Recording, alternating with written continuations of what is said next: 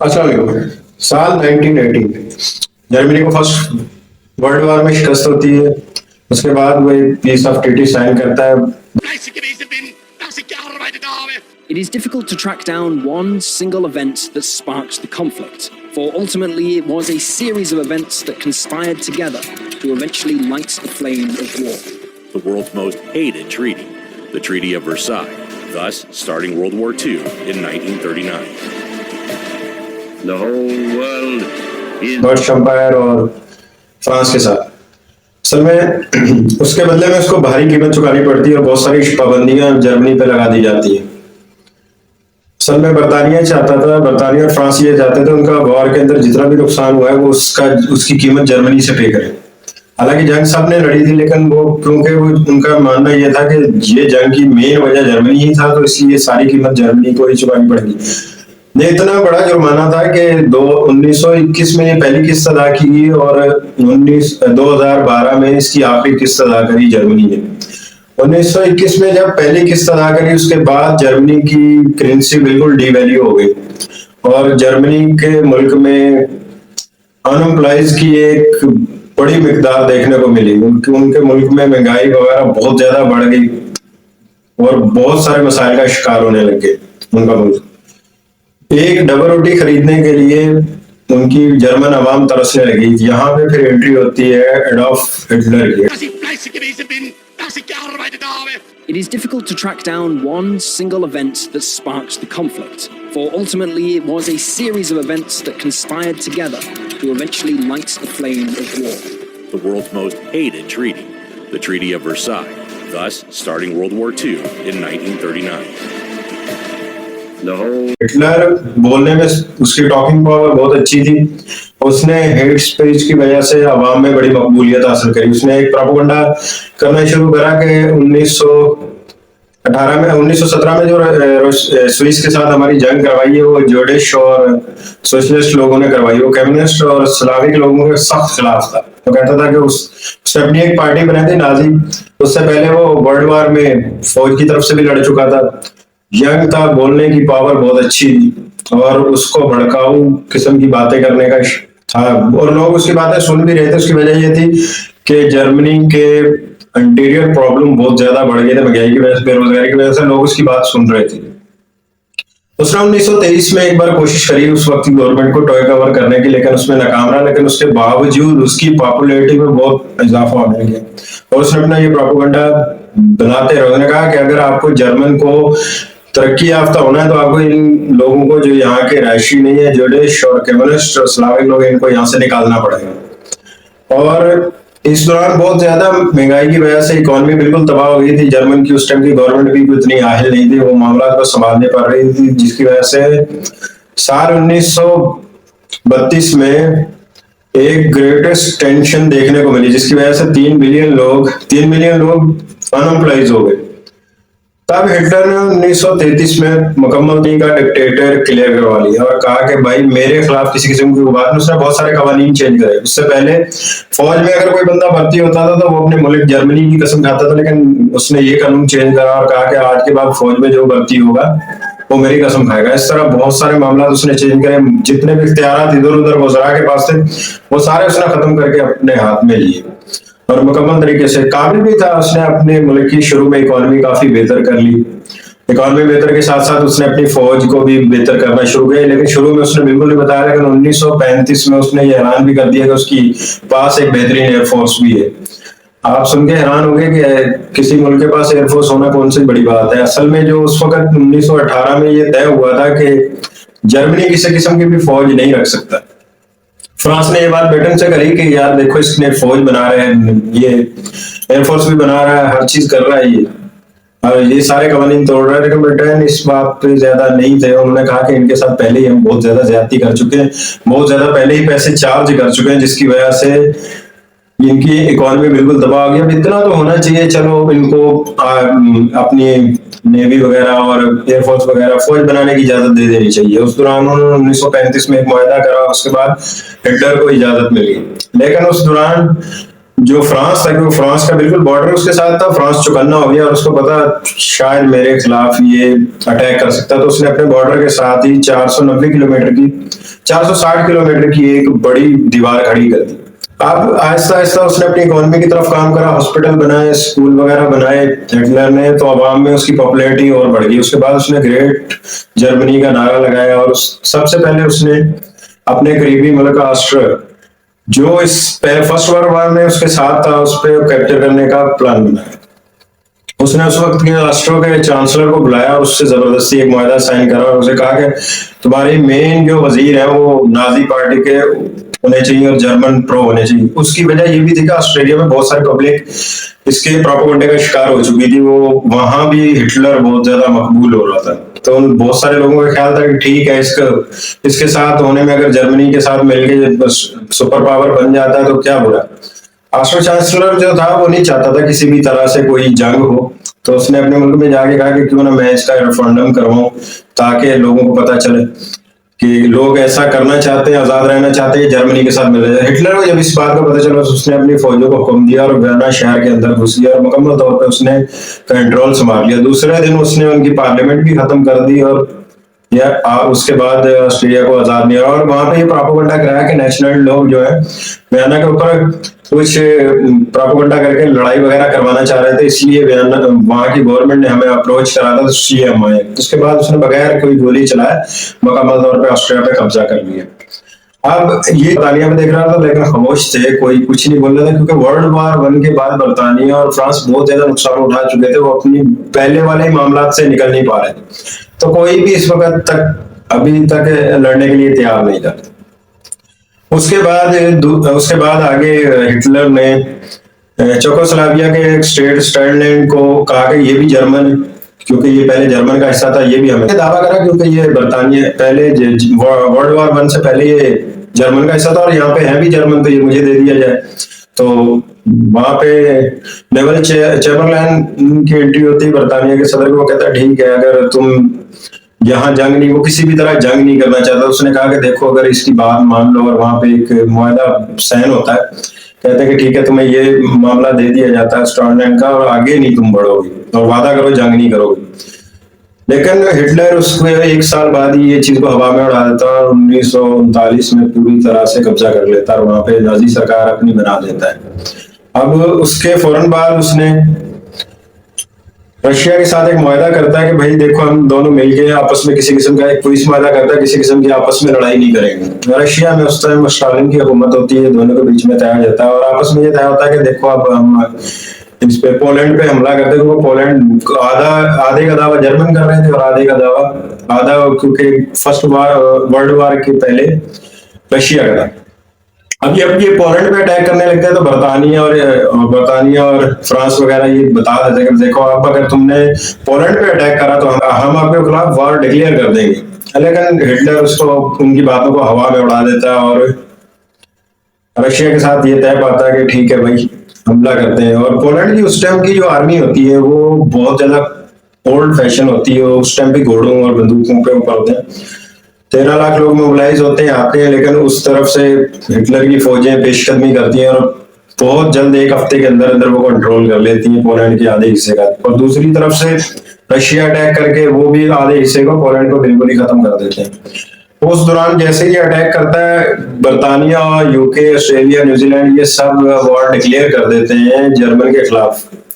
लेकिन ये सिर्फ खूनी वार होती है, उस दौरान उसको खूनी वार कहा जाता है, जो सिर्फ मुंह की होती है, लेकिन हकीकत में ना तो पोलैंड की किसी किस्म की मदद की जाती है और ना ही कोई उसे बचाने आता है। अच्छा, ये वार सिर्फ जर्मन के खिलाफ की जाती है, रशिया के खिलाफ नहीं की जाती। ऐसा क्यों है? क्योंकि रशिया का ये पहले हिस्सा था 1917 में, इस वजह से रशिया का वो किसी हद तक अपनी। अब स्टालिन को ज्यादा हिटलर पे भरोसा नहीं होता। स्टालिन के बिल्कुल साथ जो मुल्क होता है वो उसके साथ फिनलैंड होता है। स्टालिन को शक पड़ता है कि शायद अब जो है हिटलर है फिनलैंड पे अटैक करने की कोशिश करेगा। इससे पहले कि ये फिनलैंड पे अटैक करे, वो स्टालिन फिनलैंड की गवर्नमेंट को कहता है कि मैं अपने आप को हमारे हवाले कर दो, हम जो है ऐसा ना हो कि जर्मन आके यहाँ कब्जा करे, उससे बेहतर मैं, क्योंकि वो उसके अपने शहर लिविंग से बिल्कुल 40 किलोमीटर दूर होता है, तो स्टालिन को ये खतरा होता है, अगर यहाँ जर्मन आ गए तो रशिया के लिए बहुत खतरा होता है। वो शुरू दिन से ही हिटलर से ट्रस्ट ही नहीं होता।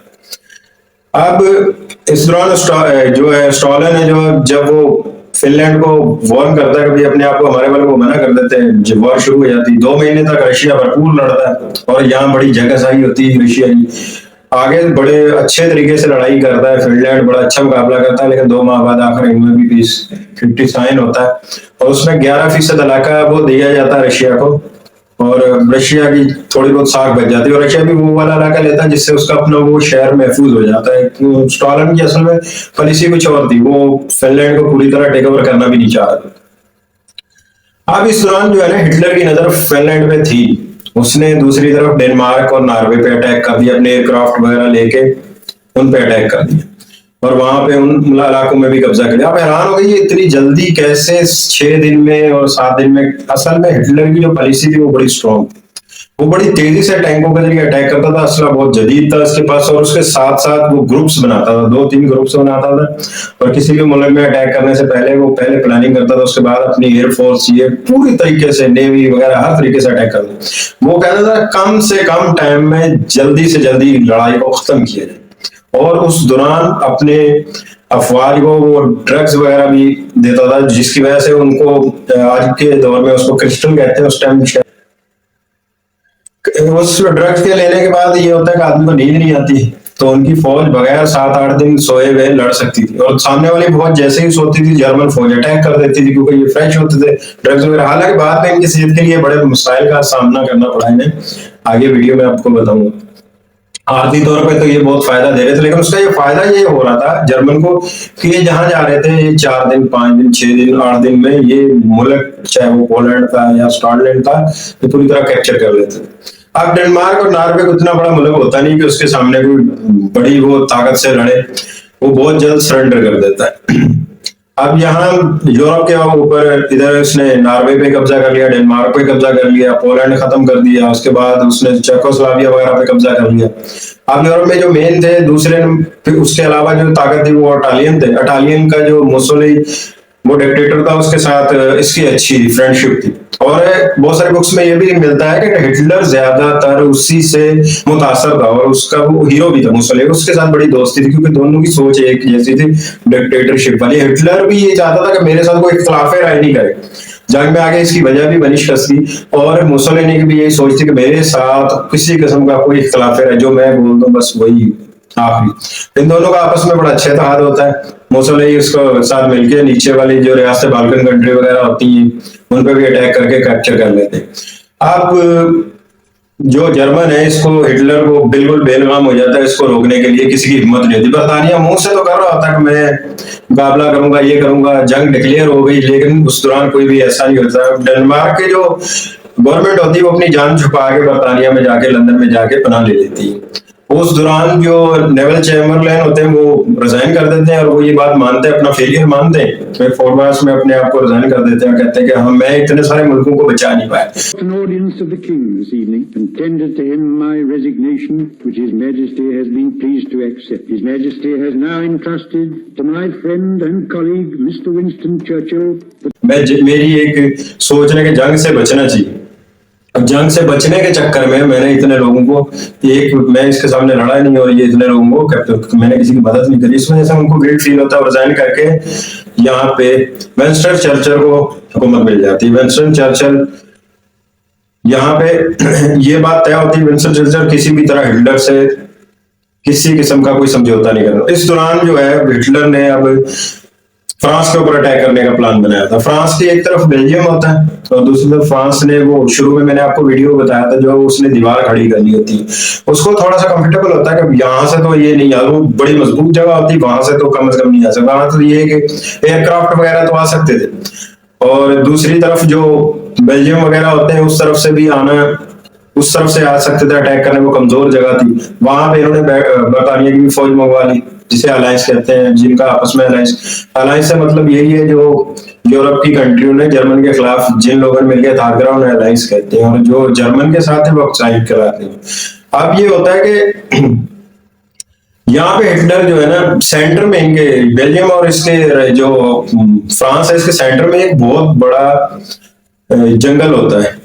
उस जंगल पे फ्रांस के जितने भी लीडर उस टाइम के एक्सपर्ट होते हैं फौज के, वो कहते हैं कि यहाँ से तो कम से कम किसी किस्म का आना सवाल ही नहीं पैदा होता, ये तो बल्कि हमारे लिए दीवार है, यहाँ से हमें सेफ्टी, यहाँ को प्रॉब्लम नहीं।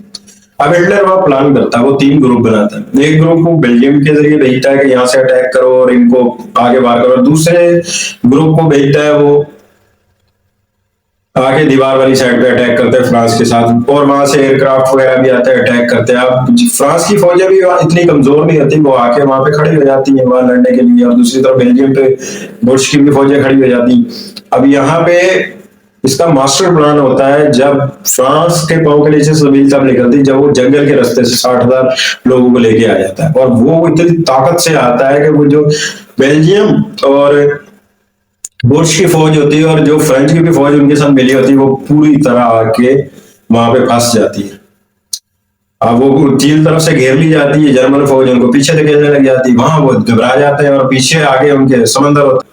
जर्मन फौजें पूरी तरह पीछे धकेल देती हैं अलाइस को, और वो आखिर में टैंक जो बीज होता है वहां पे आके फंस जाती हैं। अब वहां पे 4 लाख फौज फंसी हुई है, वहां बड़ी दर्दनाक सिचुएशन बन जाती है। 4 लाख फौज बची हुई, तो इधर से जर्मन भरपूर उन पे अटैक कर, पीछे पानी में किसी किस्म का कोई यहाँ पे हीरो वाली एंट्री मारते हैं विंस्टन चर्चिल, वो इन सारे लोगों को रेस्क्यू करने का प्लान बनाते हैं बड़ा जबरदस्त। उस प्लान में वो 3 चीजें रखते हैं, एक तो बहरी, जहां अपने बहरी शिपों को शामिल करते हैं कि भाई किसी भी तरह इनको रेस्क्यू करके यहाँ निकाले, फिर अपनी एयरफोर्स को भेजते हैं, तो कुछ एयरफोर्स को ऐसे भेजते हैं कि वो उनका ध्यान बढ़ाए, दूसरी को जो एयरफोर्स उनके पे ये अटैक करने जा रही है जर्मन पे, उनको अच्छी तरह से कवर दे, और जो उनके शिप जा रहे हैं उनको कवर दे। और वो बड़ी प्लानिंग से, बड़ा जबरदस्त प्लान, ये दुनिया की तारीख में सबसे बड़ा रेस्क्यू प्लान होता है, और तकरीबन 3.5 लाख फौज को बचा लिया जाता है। लेकिन उस दौरान फ्रांस बुरी तरह फंस चुका था, क्योंकि इटालियन, मुसोलिनी और ये मिलकर 22 जून 1940 को फ्रांस सरेंडर कर देता है, और यूं फ्रांस पे भी मुकम्मल तौर पर जर्मन बिल्कुल, अगर आप यूरोप के नक्शे पे देखें तो मुकम्मल तौर पे वो कैप्चर करके बैठे हुए हैं। उसके साथ इटालियन है, और जो छोटी मोटी रियासतें रह जाती है जैसे लेबिया वगैरह है, उन पे भी जर्मन के जो अपने ट्रूप भेजता है, क्योंकि इटालियन इतनी मजबूती से लड़ नहीं पा रहा था। ग्रेस और लेबिया वगैरह, इन पे भी जाके इटालियन के साथ मिलकर इन पे भी कब्जा कर लेते हैं। पूरी तरह यूरोप में 3 बड़ी ताकतें बची होती है, रशिया, ब्रिटेन एम्पायर, जो है जर्मनी, और अमेरिका इसमें बिल्कुल न्यूट्रल रहता है। अमेरिका कहता है कि वर्ल्ड वार 1 में भी मुझे बिला वजह तुम लोगों ने कूदवाया, मैं बिल्कुल इस जंग में का हिस्सा नहीं बनने वाला था। तुम्हारा यूरोप में क्या होता है क्या नहीं होता, ये तुम्हारे रोज का मसला, मैं बिल्कुल इसमें शामिल होने वाला नहीं। तुम जानो तुम्हारी जंग, बिल्कुल इसमें न्यूट्रल रहता है। जहां तक मामला सही चल रहा होता है, बाजार अगर यहाँ पे जंग बंदी करवा दी जाए तो आप हैरान होंगे कि जर्मनी में तकरीबन, आप इस चीज को समझ गए होंगे, हिटलर को तमाम मुल्कों पे फोकियत मिल गई थी। फिर क्या वजह बनी जो हिटलर बुरी तरह हार पाया, नेक्स्ट पार्ट में आपको बताते हैं।